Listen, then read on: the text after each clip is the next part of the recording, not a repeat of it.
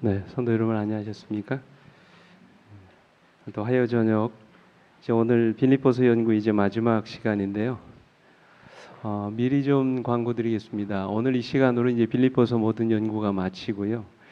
다음 화요일 시간부터 어떤 말씀 가지고 같이 은혜를 나눌까 그렇게 고민하다가 특별히 이제 마지막 시대인 만큼 우리가 시대적인 징조를 함께 좀 살펴보면서 이 시대에 과연 우리가 어떻게 이 마지막을 준비해야 될까라고 하는 그런 문제로 같이 고민해보는 그런 시간을 갖는 것도 좋겠다 생각해서 다음 이 시간부터는 요엘서 구약 성경 중에서 요엘서를 같이 이제 화요일 시간마다 같이 공부하는 그런 시간을 갖겠습니다. 지금 세계 곳곳에서 일어나고 있는 여러 가지 시대적인 재난과 또 징조 앞에서 우리가 이 마지막 때를 어떤 마음으로 또 어떤 신앙을 가지고 준비해야 될 것인지 굉장히 유익한 시간이 되리라 이렇게 생각합니다. 다음 시간도 계속 여러분 기대하시고 또 이 시간 함께 모이셨으면 참 좋겠습니다. 오늘 낮 시간에 갑작스럽게 이제 여러분들에게 긴급 기도 요청을 드렸는데요. 우리 김감례 집사님께서 지금 서해병원 중환자실에 계십니다. 아마 오래 사시기는 참 어렵지 않을까 생각되는데요. 다행히 동군산에 가셔서 수혈을 받으시고 그래도 지금은 조금 위험한 상황은 아마 넘기신 것 같습니다. 근데 워낙 기력이 지금 약해지시고 또 힘이 부처하셔서 아마 오래 견디기는 어렵지 않을까 이렇게 생각이 됩니다. 우리가 큰 행사를 또 앞에 두고 있기 때문에 그 두 행사가 일정이 겹쳐지지 않도록 특별히 여러분 좀 기도해 주시기 바랍니다. 자, 오늘 하나님의 말씀 빌립보서 이제 4장 10절부터 23절까지 말씀 우리 함께 교독합니다. 조금 길지만 우리 같이 말씀 나누겠습니다. 내가 먼저 읽겠습니다. 내가 주 안에서 크게 기뻐함은 너희가 나를 생각하던 것이 이제 다시 싹이 남이니 너희가 또한 이를 위하여 생각은 하였으나 기회가 없었느니라. 내가 궁핍함으로 말하는 것이 아니니라. 어떠한 형편이든지 나는 자족하기를 배웠노니 나는 비천에 처할 줄도 알고 풍부에 처할 줄도 알아. 모든 일 곧 배부름과 배고픔과 풍부와 궁핍에도 처할 줄 아는 일체의 비결을 배웠노라. 내게 능력 주시는 자 안에서 내가 모든 것을 할 수 있느니라. 그러나 너희가 내 괴로움에 함께 참여하였으니 잘하였도다. 빌립보 사람들아, 너희도 알거니와 복음의 시초에 내가 마게도냐를 떠날 때에 주고받은 내 일에 참여한 교회가 너희 외에 아무도 없었느니라. 데살로니가에 있을 때에도 너희가 한 번뿐 아니라 두 번이나 나의 쓸 것을 보내었도다. 내가 선물을 구함이 아니요 오직 너희에게 유익하도록 풍성한 열매를 구함이라. 내게는 모든 것이 있고 또 풍부한지라.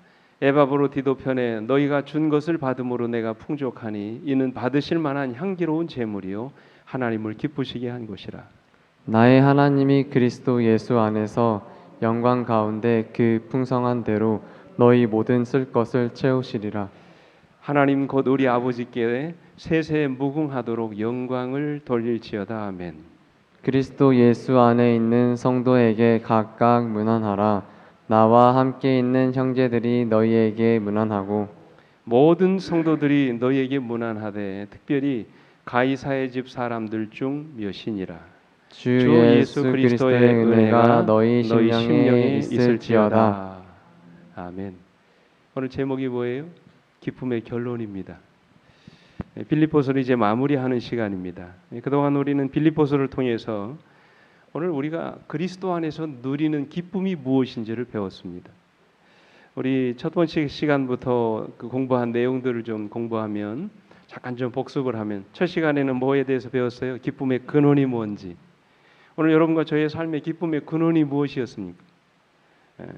감사하는 삶이었고 모든 성도들이 사랑 안에서 하나 되는 그런 삶이었고 또 우리가 어려울 때마다 하나님께 기도하는 기도의 삶 속에 기쁨이 근원이 있었다. 또 기쁨을 가로막는 장애물이 무엇인지 또 배웠습니다. 어려운 환경이 우리의 기쁨을 가로막는 장애물이 될 수 있고요. 또 때로는 틀어진 인간관계가 우리 기쁨을 가로막는 장애물이 될 수 있고 또 오늘 여러분과 제가 인생을 살면서 경험하는 여러 가지 걱정, 염려들 이 모든 것들이 다 우리의 기쁨을 가로막는 장애물이 될 수 있다. 쭉 공부했습니다. 이 시간에 다 배울 수는 없지만 지난 시간에 10번째 시간에 우리가 항상 기뻐하며 사는 삶에 대해서도 공부했지요. 그 비결이 뭐였습니까? 어떤 삶을 살라고요? 관용하는 삶을 살라고 그랬어요. 너그럽고 참고 인내하는, 용서할 수 있는 그런 관용의 삶을 사는데 항상 기뻐하는 삶의 비결이 있다고 말씀하셨고요. 걱정이나 염려 앞에서 우리가 끊임없이 기도할 때 하나님께서는 우리 마음의 생각을 뭐 하신다고요? 지키시고 하늘의 평안으로 지켜주시겠다고 약속하셨습니다. 그리고 어떤 일이든지 항상 우리가 긍정적으로 생각하는 것, 그것이 항상 기뻐하고 살 수 있는 비결이라 우리가 지난 시간까지 우리가 10번째 시간 같이 공부했습니다. 오늘은 이제 같이 결론을 내리는 시간인데요. 우리가 그동안 공부한 내용을 토대로 해서 이제 기쁨의 결론을 내리도록 하겠습니다. 여러분 어떻습니까? 은혜가 되셨는지 모르겠어요. 나름대로 기도하며 준비한다고 했습니다만 오늘 여러분 모두에게 정말 은혜가 되기를 원하고 웃을거리가 없는 이 시대에 정말 여러분의 삶 속에 진정한 기쁨이 무엇인지를 새삼 다시 깨닫게 하는 그런 시간이 되었기를 간절히 바랍니다. 그동안 우리가 공부한 내용도 중요하지만 오늘 이 시간은 여러분과 제가 그동안 공부한 기쁨에 대해서 이제 결론을 내리는 시간입니다. 그라시안이라고 하는 사람은 그런 말을 했어요. 아름다운 시작보다 아름다운 끝을 선택하라. 시작하는 것도 중요하지만 참으로 우리가 말씀에 대해서 아름다운 결론을 내리는 것 대단히 중요한 일이라고 하는 것입니다. 제가 오래전에 읽었던 책 가운데 살며 사랑하며 배우며라고 하는 책이 있습니다. 지금도 있습니다. 2015년도에 정보판 나와가지고 지금도 읽혀지고 있는데요. 레오 버스카글리아라고 하는 사람이 이제 쓴 책입니다. 근데 이분이 어렸을 때부터 가져온 한 가지 습관이 있었어요. 이게 뭐냐면 항상 잠자리에 들기 전에 그런 질문을 했답니다. 오늘 내가 뭘 배웠지? 그런 질문을 했대요. 하루도 그냥 넘긴 게 아니에요. 오늘 내가 하루를 살면서 나는 이 하루의 삶을 통해서 뭐를 배웠을까? 잠자리에서 늘 그렇게 질문을 하는 것이었습니다. 그의 이런 특별한 습관은 어렸을 때부터 그 아버지로부터 배운 것이라고 합니다. 그의 아버지는 전형적인 이탈리아 사람이었습니다. 근데 아버지는 초등학교 5학년 때 학교를 그만두었습니다. 근데 아버지의 이 인생관이 뭐였냐면 세상이 곧 학교다. 내가 경험하는 모든 것들이 다 학교와 같은 것이다. 그렇게 생각을 하셨어요. 그래서 아침에 일어나서 아무것도 배우지 않고 하루를 마치는 건 죄악이다. 그렇게 자녀들에게 가르치셨다는 거예요. 누구를 만나든지 어떤 항편에 있든지 항상 그 자리에서 뭐 할 게 있다는 겁니까? 배울 게 있다는 것입니다. 그래서 아버지는 자기 신념에 따라서 가족들이 모이는 저녁 식탁에서 언제나 그렇게 물었답니다. 오늘 너희들이 배운 게 뭐냐? 그렇게 물었답니다. 그러면 아이들이 한 가지씩 꼭 식사 자리에 대답을 해야 된대요. 대답을 안 하면 밥을 안 줬답니다. 한 가지 가서 배우러 오라는 거예요. 그것이 지식이든 아니면 그날 경험했던 경험이든지 간에 꼭 하루 한 가지씩을 배운 것을 이야기하도록 했다는 것입니다. 그래서 가족들이 식사가 있는 그 자리에서 하나 둘씩 나누다 보면 어떻게 됩니까? 한 사람이 하나씩 나누면 온 가족들이 한 가지씩 말한 그런 지식들이 모여가지고 저녁상에 5가지나 6가지 새로운 사실과 경험들을 배우게 된다는 것입니다. 참 좋은 습관이죠. 그래서 이 레오 버스카글리아는 아버지가 늘 들려주셨던 평생 이 말씀을 잊지 못한다고 합니다. 이런 말씀이었어요. 인간의 수명에는 한계가 있지만 배움에는 끝이 없다. 인간은 무엇을 배우느냐에 따라 달라진다. 참 좋은 말 아닙니까? 수명은 한계가 있지만 뭐는 끝이 없다고요? 배움에는 끝이 없다는 것입니다. 그래서 우리 인간이 무엇을 배우느냐에 따라 그의 인생이 달라진다는 것이죠. 오늘 여러분은 무엇을 배우셨습니까? 이 빌립보서를 공부하면서 여러분이 배우고 깨달은 것이 과연 무엇입니까? 이 빌립보서를 통해서 계속해서 사도 바울이 강조한 것이 뭐예요? 기뻐하라. 기뻐하라. 항상 주 안에서 기뻐하라는 것입니다. 그래서 우리는 지난 시간 10시간 동안 계속해서 바울이 말한 기쁨에 대해서 공부했습니다. 이제 그 결론을 이제 내리면서 이 빌립보서를 마치면서 오늘 우리가 내릴 수 있는 기쁨의 결론, 이제 마무리가 무엇일까? 어떻게 하면 우리가 날마다 주 안에서 행복하고 기뻐하는 삶을 살 수 있을까? 기쁨은 과연 어떤 사람의 삶 속에서 이르러 오는가 하는 것입니다. 결론입니다. 첫째로 기쁨은 자족하는 삶에 있습니다. 어떤 삶에 있다고요? 자족하는 삶에 있어요. 우리 11절에서 바울은 이렇게 말합니다. 같이 읽지요. 시작. 내가 궁핍함으로 말하는 것이 아니니라. 어떠한 형편에든지 나는 자족하기를 배웠노니 그랬어요. 어떠한 형편에서든지 무엇하기 배웠다고요? 자족하기를 배웠다. 여러분 자족이 뭡니까? 자족이 뭐예요? 스스로 뭐 하는 것입니까? 만족하는 것이죠. 그 방법을 배웠더니 모든 문제가 한꺼번에 해결되더라는 것입니다. 더 이상 환경에 문제가 되지 않더라는 것이지요. 더 이상 내 처지가 원망스럽지 않더라는 것입니다. 근데 만족할 줄 알았더니 오히려 어려운 환경을 딛고 다시 일어날 수 있는 힘이 생기더라는 것입니다. 그 가운데서도 내가 기뻐할 수 있고 감사할 수 있는 조건들이 생겨나더라는 것입니다. 그래서 미국의 유명한 강의 설교가인 워런 위어스비라는 사람이 있어요. 이분이 자족이라는 그 단어를 어떻게 해석하셨냐면 자족하는 마음은 마치 뭐와 같다? 온도 조절기와 같다 그랬어요. 여러분 인생은 크게 두 가지가 있답니다. 온도계와 같은 사람이 있고 온도 조절기와 같은 인생을 사는 사람이 있다는 것입니다. 온도계 여러분 아시죠? 온도계는 어떻습니까? 날씨가 더우면 어떻게 됩니까? 바늘이 올라가지요. 날씨가 추우면 온도계 바늘이 어떻게 됩니까? 내려갑니다. 근데 여러분 방 안에 키워둔 뭡니까? 컨트롤 박스 있잖아요. 이 보일러 켜둔 방 안에 들어가 있는 온도 조절기는 어떻습니까? 바깥에 온도가 추워지면 어떻게 됩니까? 내려가는 게 온도 조절기는 어떻게 됩니까? 올라가지요. 그죠? 또 더워지면 어떻게 합니까? 내려갑니다. 안에서부터 조절을 하는 것이죠. 이 자족하는 마음이 마치 온도 조절기와 같다는 그런 말씀이에요. 환경에 지배를 받는 것이 아니라 오히려 환경을 지배하는 마음. 그것이 바로 자족하는 마음이라 그랬어요. 인간의 욕망도 마찬가지입니다. 끝없는 인간의 욕망을 채움으로 사람이 만족할 수 있는 것이 아니라는 말씀이죠. 기쁨은 소유로 말미암아 이르러 오는 것이 아니라는 말씀입니다. 소유는 결코 우리에게 영원한 만족을 줄 수 없습니다. 오늘 여러분 질문 드리겠습니다. 오늘 여러분들이 얼마를 소유하면 만족하시겠습니까? 우리가 얼마를 소유하면 만족할까요, 인간? 인간의 욕망은 뭐가 없어요? 끝이 없습니다. 옛날 세계적인 그 부자였던 이 석유왕이라고 불리는 록펠러가 참 잘 나가던 시절에 한 신문 기자가 찾아와서 질문했습니다. 당신은 현재 가지고 있는 모든 것들로 만족하십니까? 그렇게 질문했어요. 그랬더니 록펠러가 뭐라고 대답했냐면 아닙니다. 그랬어요. 그러니까 기자가 다시 묻습니다. 그러면 얼마만큼 소유해야 만족하시겠습니까? 그렇게 질문을 드렸어요. 이 기자의 질문에 록펠러가 이렇게 대답했다잖아요. 조금만 더. 이 모든 것을 다 가졌다고 생각했던 부자 록펠러도 조금만 더 소유해야 만족하겠다고 말했다면 우리 인간의 욕망은 뭐가 없는 겁니까? 끝이 없는 거죠. 물론 우리가 록펠러와 같은 욕심은 갖고 있지 않지만 이 사람의 욕망은 뭐가 없어요? 끝이 없는 것입니다. 그래서 우리가 많이 가졌다고 해서 결코 만족하거나 기뻐하지 않는다는 것이죠. 유명한 말이 있습니다. 미국의 코미디언 가운데 조지 번이라고 하는 사람이 이런 말을 했어요. 신이 아담과 이브에게 옷을 주지 않은 이유는 옷을 주면 인간은 주머니를 달아달라 할 것이고 주머니를 주면 거기에 돈을 채워달라고 할 것이니까 옷을 주지 않았다. 그래서 참 우스운 이야기지만 여러분 의미 있는 얘기 아닙니까? 세상의 그 어떤 것으로도 우리의 욕망을 채우는 것은 불가능하다는 것이죠.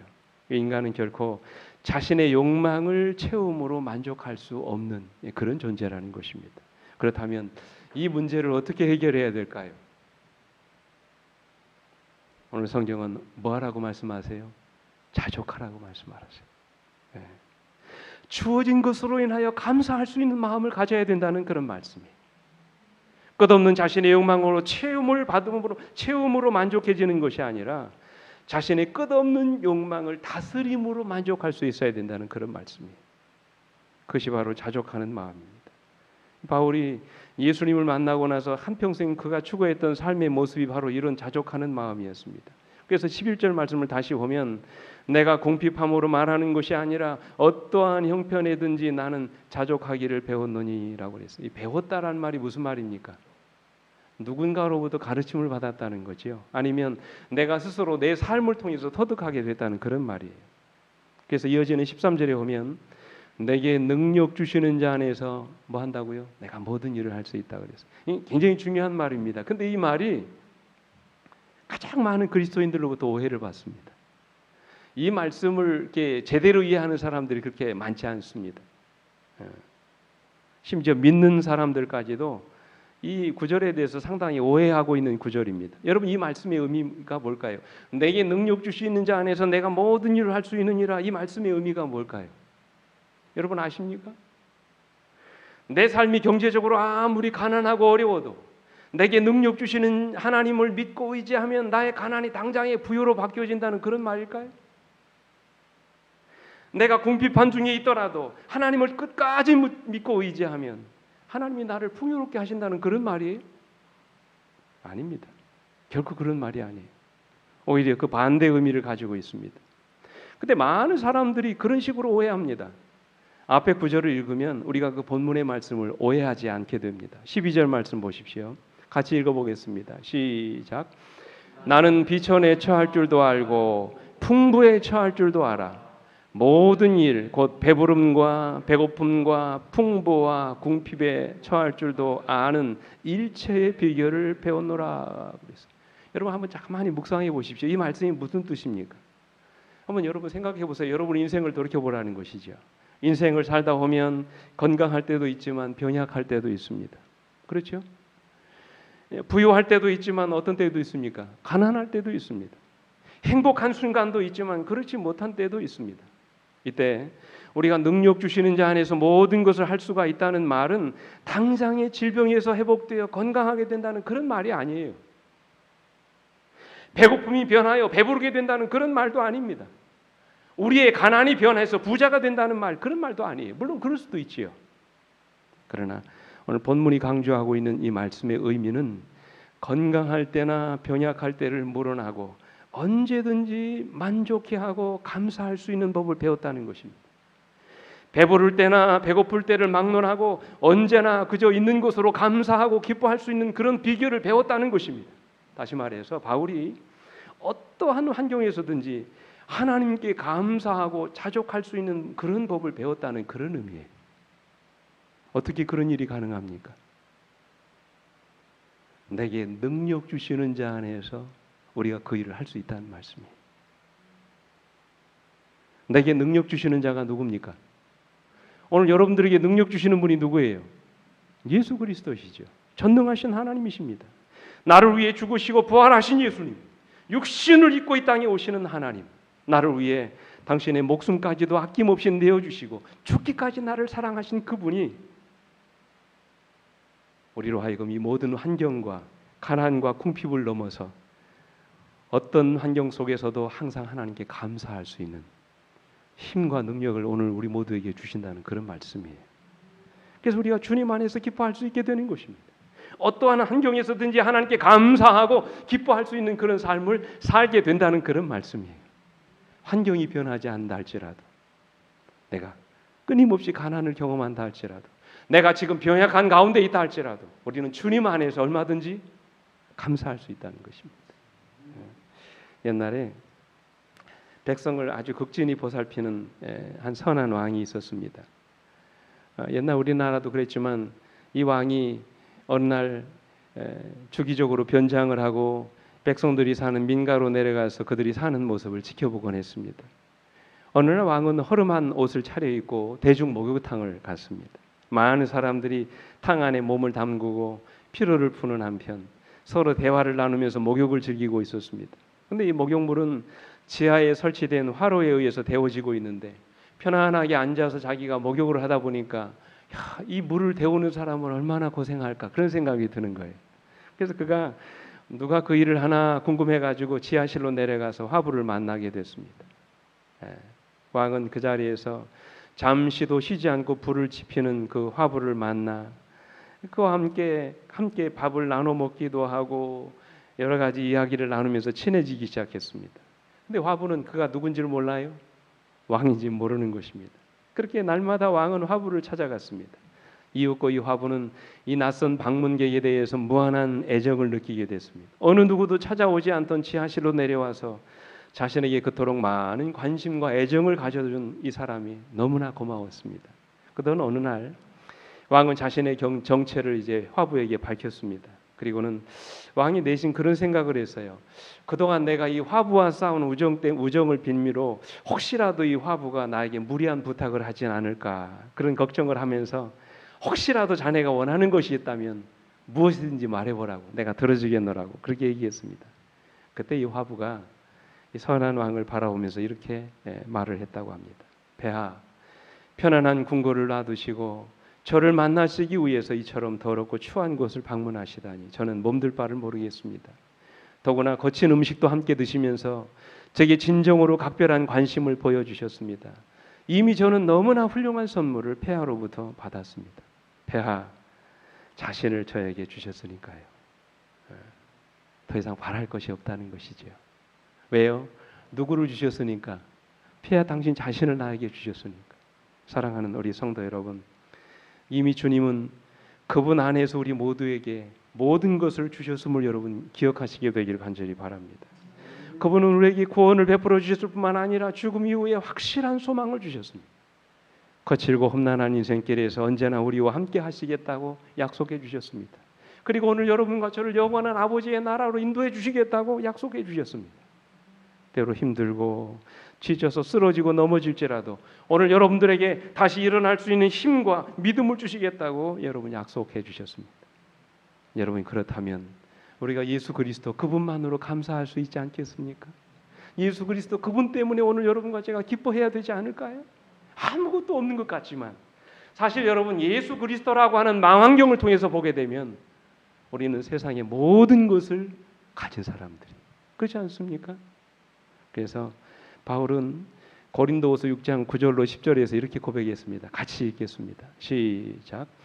무명한 자 같으나 유명한 자요 죽은 자 같으나 보라 우리가 살아있고 징계를 받는 자 같으나 죽임을 당하지 아니하고 근심하는 자 같으나 항상 기뻐하고 가난한 자 같으나 많은 사람을 부요하게 하고 아무것도 없는 자 같으나 모든 것을 가진 자로다.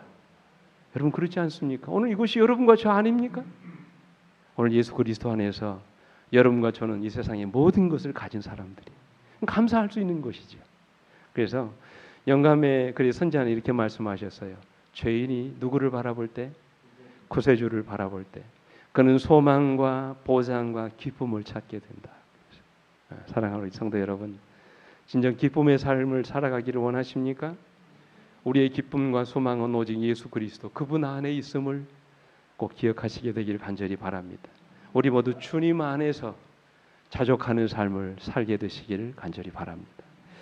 둘째로 우리 그리스도인의 기쁨은 나누는 삶에 있습니다. 이 말씀은 제가 빌립보서를 여러분에게 말씀드리면서 계속해서 이렇게 강조했던 그런 말씀입니다.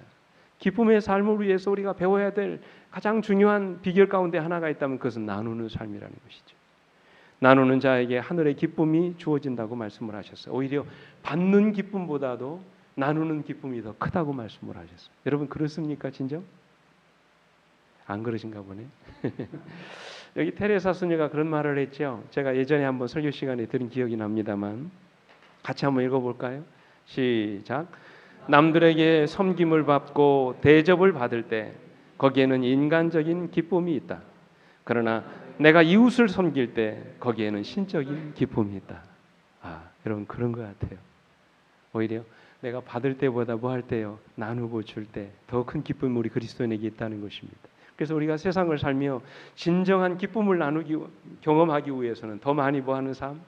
나누는 삶을 살아야 된다 말씀하셨어요. 사실 우리가 예수를 믿으면서도 나누는 삶을 배우지 못해서 평생 움켜쥐고 사는 사람들이 얼마나 많습니까? 바울은 빌립보 교회의 성도들이 그저 예수를 믿자마자 나눔의 삶을 사는 것을 보고 굉장히 기뻐했습니다. 14절을 보십시오. 그러나 너희가 내 괴로움에 함께 참여하였으니 잘하였도다 칭찬합니다. 그리고 구체적인 칭찬의 내용이 15절에 나옵니다.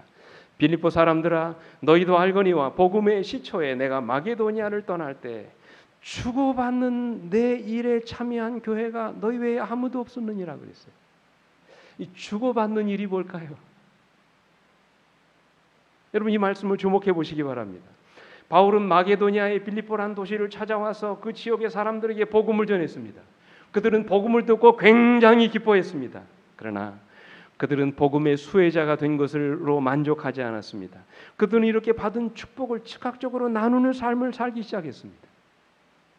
자신들의 삶에 진정한 의미와 소망을 준 복음이 얼마나 소중한지 알게 된 그들은 복음을 전하는 바울 사도의 선교 사역에 동참하기로 결심했던 것입니다. 그래서 바울이 빌립보를 떠날 때 그를 아낌없이 도와주었던 것입니다. 그리고 그들의 도움은 바울이 빌립보를 떠나간 이후에도 계속해서 이어졌다고 말씀하셨어요. 내가 바울처럼 나가서 복음을 전하지 못하지만 바울이 전하는 복음을 물심양면으로 뭐 하는 것입니까? 돕는 일을 했던 것입니다. 16절에 보면 데살로니가에 있을 때에도 너희가 한 번뿐 아니라 두 번이나 나에 쓸 것을 보내었도다. 이 빌립보 교회 역사를 읽어보면 그들이 얼마나 헌신적으로 나누는 삶을 살았는지, 우리는 그런 삶이 다른 교회들에게 얼마나 귀한 본보기가 되었는지를 알 수 있습니다. 특별히 고린도후서 8장 1절에 보면 이렇게 말씀하셨어요. 형제들아, 하나님께서 마게도니아 교회들에게 주신 은혜를 우리가 너에게 알리노니 그랬어요. 무슨 뜻입니까? 지금 바울이 고린도 이 교회에 편지하면서 고린도 교회 형제들이여, 여러분들이 본받아야 될 아름다운 교회의 모본을 소개하겠습니다라고 하면서 어떤 교회를 이야기합니까?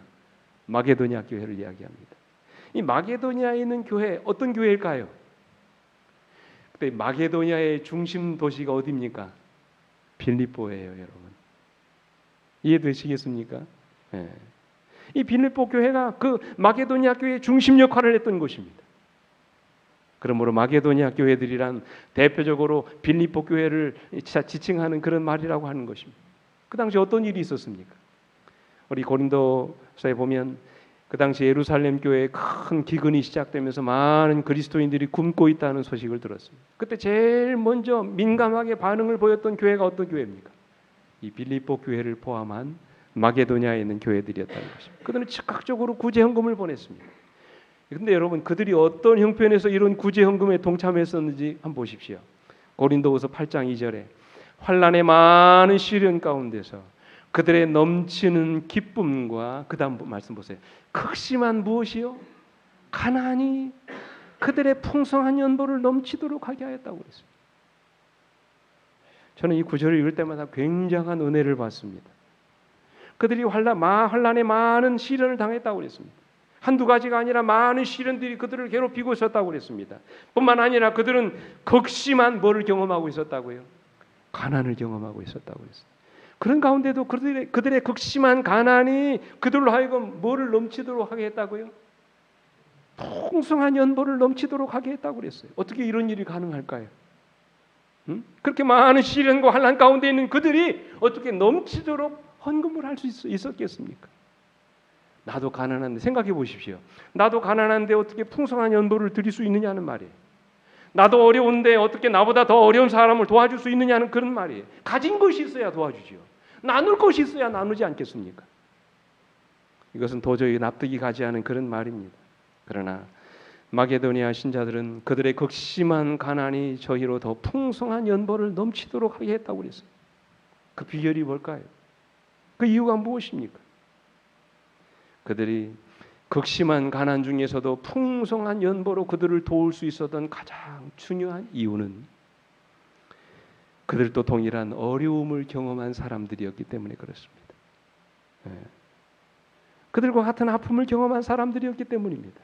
그들과 같은 가난과 배고픔을 경험해 본 사람들이었기 때문입니다.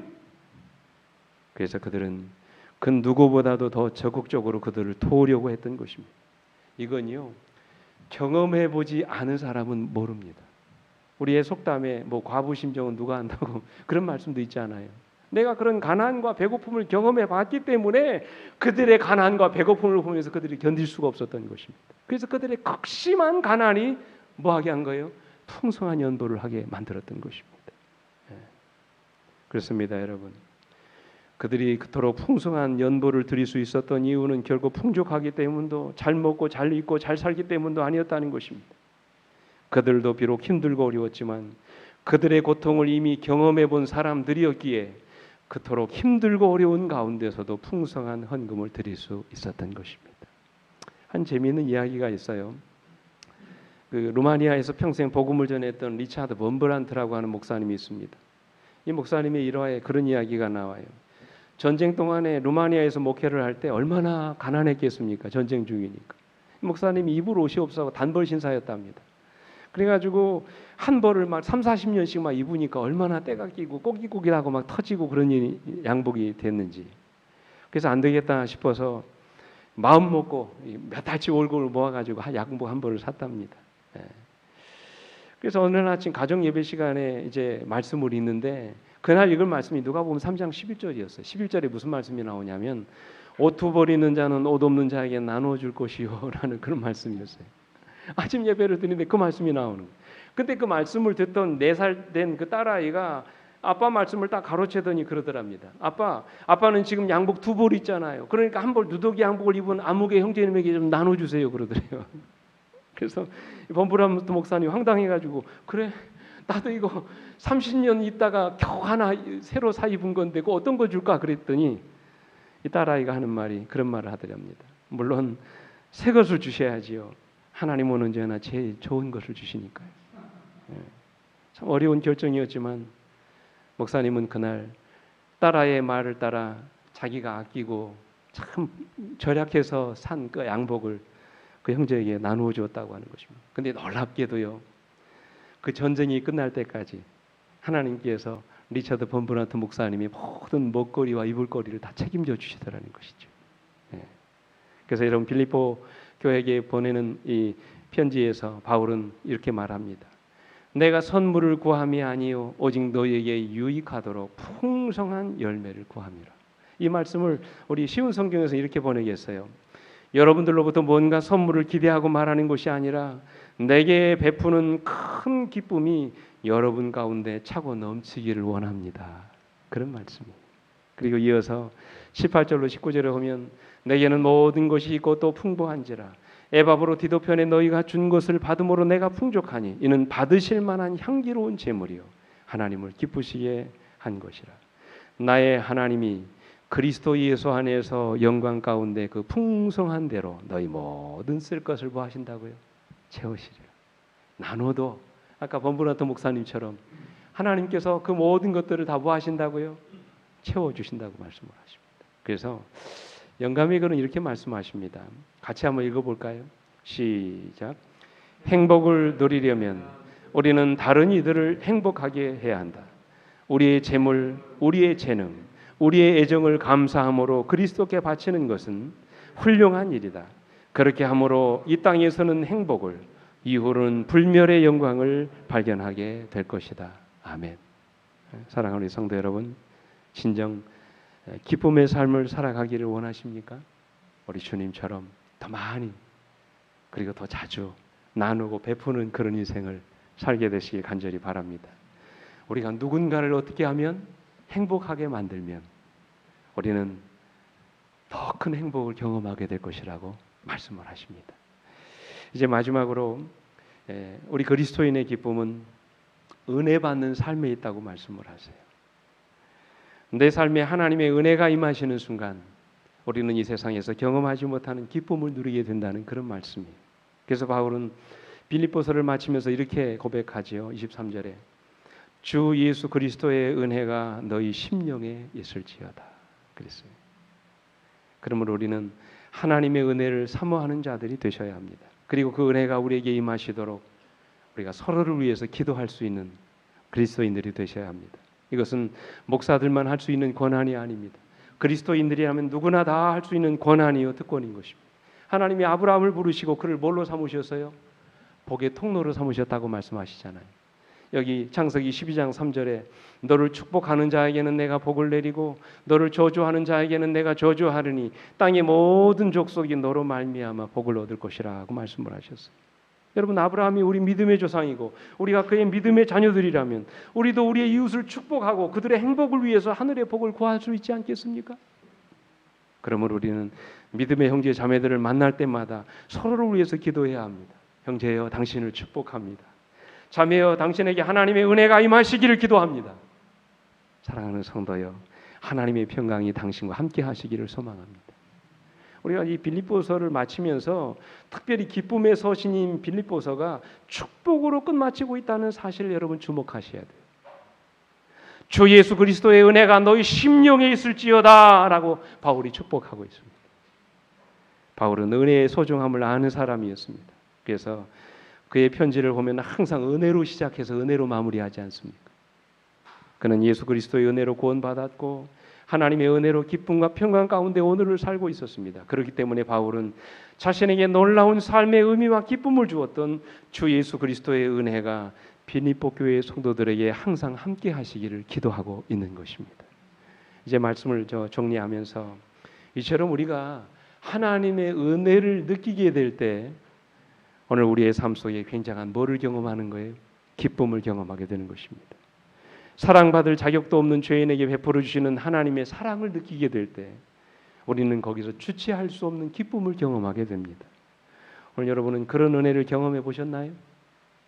한 이야기를 드리고 제가 말씀을 마치겠습니다. 미국에서 목회하시는, 달라스에서 목회하시는 우리 한인 목사님의 이야기입니다. 제가 들은 이야기, 읽은 이야기입니다. 이 목사님에게는 4살짜리 딸과 5살짜리 아들이 있었답니다. 목회를 하면서 아이를 키우는데 얼마나 아이들이 부잡스럽고 이렇게 소란을 피우든지 자녀를 주신 하나님께 감사를 드렸던 마음이 갑자기 사라지고 어떻게 하면 이 아이들을 빨리 키워서 좀 내보낼 수 있을까 그런 생각이 들더라는 거예요. 근데 어느 날 아이들을 데리고 신방을 갔습니다. 근데 그 집이 방이 아주 많고 거실이 3개나 되는 굉장히 큰 집이었습니다. 미국은 그런 집이 많잖아요. 그래서 1층에서 목사님이 그 가족들과 함께 이제 예배를 드리고 있는 동안에 아이들이 2층에 올라가서 이제 놀고 있었답니다. 근데 2층 그 집에 방에 뭐가 있었냐면 이 컴퓨터 큰 화면에서 이제 게임을 하면서 이 아이들이 놀고 있었는데 예배를 마치고 담소를 나누는데 갑자기 2층에서 팡 하고 터지는 소리가 나더래요. 깜짝 놀래가지고 뛰어 올라갔더니 그 방 안에 연기가 자욱하더랍니다. 아이들이 큰 텔레비전 화면에서 게임용 이렇게 장총 있잖아요. 게임용 장총으로 이렇게 목표물을 맞추는 그런 전자 게임을 하고 있었는데, 근데 그 집에는 아이들을 키우지 않아가지고 그 집 주인이 아무 생각 없이 실제 총이 있잖아요. 사슴 잡고 이렇게 사냥할 때 쓰는 진짜 총을 장전해 둔 채 옆에다가 세워놨답니다. 공교롭게도 아이들의 눈에는 게임용 총과 진짜 총이 똑같이 보인 거예요. 그래서 4살짜리 아이가 총을 딱 집어들었습니다. 그리고 장난감 총을 들고 있는 5살짜리 그 형에게, 오빠에게 했어요. 손들어 쏜다 그랬어요. 그랬더니 이 장난기 많은 아들이 아무렇지도 않게 장난감 총이냐 쏴봐 그런 거예요. 이 동생이 아무 주저함도 없이 방아쇠를 당겼습니다. 그 순간 집을 갈라놓는 듯한 아주 찢어지는 듯한 총성이 울리고 이내 방 안에 연기가 자욱했습니다. 놀란 아이는 총을 바닥에 떨어뜨렸어요. 4살짜리 아이라 다행히 힘이 약했기에 총을 쏜 반동으로 이제 총구가 흔들려가지고 총알이 아들의 귀 옆을 스치고 지나갔어요.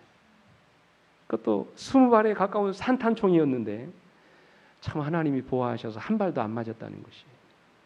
총성을 듣고 방 안에 도착했을 때 총을 쏜 아이는 놀라 서 있고 아들은 다리를 부들부들 떨면서 그렇게 말하더래요. 아빠 나 죽을 뻔했어. 귀에서 피 소리 났어 그러더래요.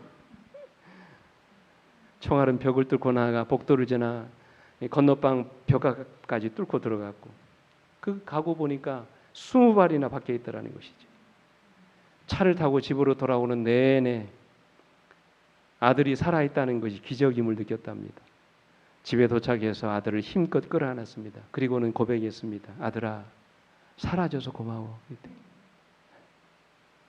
그 순간 그때까지 가졌던 이 아들에 대한 모든 기대가 목사님의 욕심이었음을 깨달았습니다.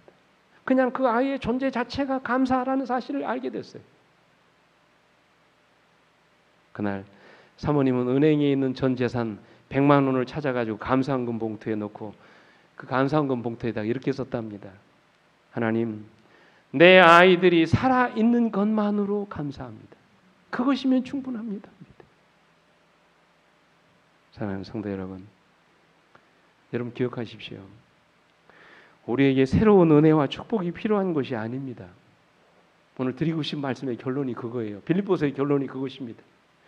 우리는 이미 충분한 은혜와 복을 받은 사람들이에요. 여러분, 십자가보다 더 큰 은혜가 어디 있습니까? 하늘의 그 영원한 생명보다 더 큰 복을 누린 사람이 어디 있습니까? 아무것도 아닌 것, 가난한 것처럼 느껴지지만, 무명한 자처럼 보이지만, 여러분, 이 세상에 가장 유명한 사람이 누구예요? 우리예요. 아무것도 가진 것이 없는 것처럼 느껴지지만 이 세상의 모든 것을 가진 사람이 누굽니까? 오늘 여러분과 저 아닙니까? 우리에게 필요한 것은 은혜를 볼 수 있는, 우리가 받은 그 은혜를 은혜로 볼 수 있는 믿음의 눈이 필요합니다. 우리에게 주어진 것 중에 은혜 아닌 것이 무엇입니까? 우리는 그저 하나님의 은혜로 살아가는 자들입니다. 우리가 그 은혜를 은혜로 깨닫기 시작할 때 비로소 우리의 삶에 기쁨이 찾아오게 되는 것입니다. 그래서 바울은 이렇게 말해요. 이러므로 내게 은혜 베풀 때 너에게 듣고 구원의 날에 너를 도왔다 하셨으니 보라 지금은 은혜 받을 만한 때요 보라 지금은 구원의 날이로다. 오늘 여러분, 이것이 여러분과 저의 고백이 되길 간절히 바랍니다. 항상 기뻐하는 삶을 살아가는 여러분과 제가 되기를 간절히 바랍니다. 기도하시겠습니다.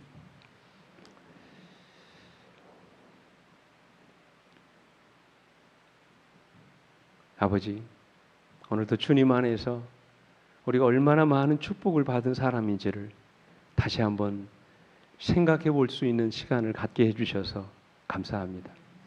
아무것도 가진 것이 없는 줄 알았는데 이 세상에 그저 유명하지도 그저 무명인처럼 살아가는 그런 존재인 줄 알았는데 이토록 내가 하나님 앞에 존귀하고 유명한 사람인 것을 새롭게 깨우쳐 주셔서 아버지 감사합니다. 내가 받은 은혜의 숫자를 세기보다는 아버지요, 내가 이미 받은 하나님의 축복이 무엇인지를 헤아려 볼 수 있는 믿음의 안목을 갖게 해 주시옵소서. 그리스도를 통하여 우리에게 주어진 이 놀라운 축복이 얼마나 크고 놀라운 것인지를 우리 스스로 알고 깨달아 알 수 있는 믿음을 갖게 해 주시옵소서. 불평하지 않게 하시고 원망하지 않게 하시며 주눅들지 않게 하시고 늘 주 안에서 항상 기뻐하고 감사하는 우리 모든 성도들 되시도록 은혜 입혀 주시옵기를 사랑 많으신 우리 구주 예수 그리스도 이름으로 간절히 기도합니다.